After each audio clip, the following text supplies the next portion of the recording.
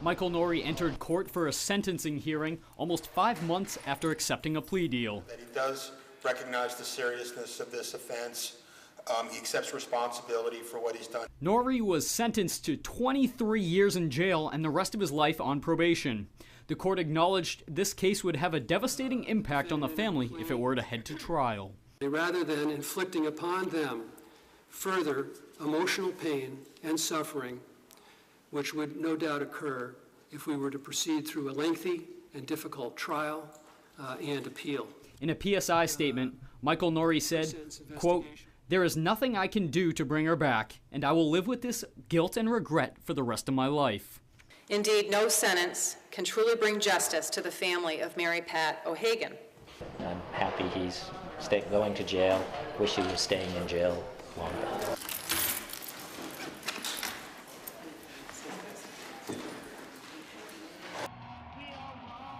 Hundreds of people got together at Plymouth State University to show their support for frontrunner Donald Trump. I think he's direct, I think he's to the point, and I like that in a person. I like to know where we are, and I like to know the facts. Trump spent most of the time discussing controversial topics such as waterboarding, healthcare, illegal immigration, and foreign policy. We have tremendous power because China is sucking us dry. And without us, China, we've rebuilt China. And his ideas were good enough to persuade some voters. It's really like his business mind, and I think he's really going to bring back some old habits of our country that are really going to turn this place around. It shouldn't be about making friends. It should be about, trying to do what's right. And for a lot of people here, I think it strikes a chord with, drug problem in New Hampshire and, jobs being sent away, So I think it relates to a lot of people here. One of the biggest problems these North Country voters want answers to is the drug problem. The heroin problem, the drug problem, and all of the stuff that's pouring in is incredible. I mean, the drugs coming into New Hampshire is just incredible. All right. We love you all, folks. Have a good time. Make America great again. Thank you. Reporting for the Vermont Center for Community Journalism, I'm Dylan Robichaud in Plymouth, New Hampshire. Well, we all want to change the world.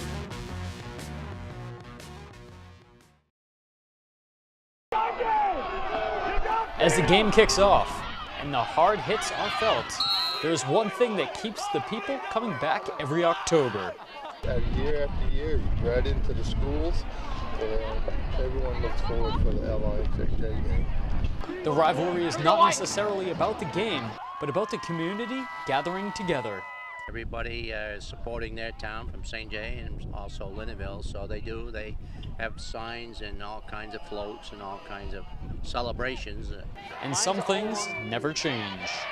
It really brings the communities together, not solely as the rivalry, but it brings us together because we have to work with each other.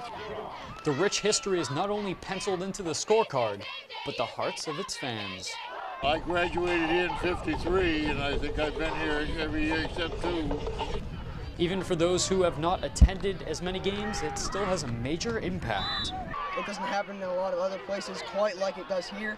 I think it's a very special thing, and I wouldn't trade it for the world. Even after the time runs out of the fourth quarter, the fans will always be supportive of their school. Forward to another win. Another W would be nice.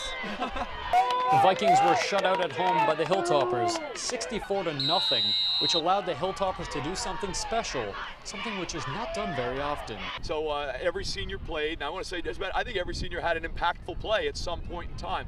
So by getting new people in, it becomes very exciting.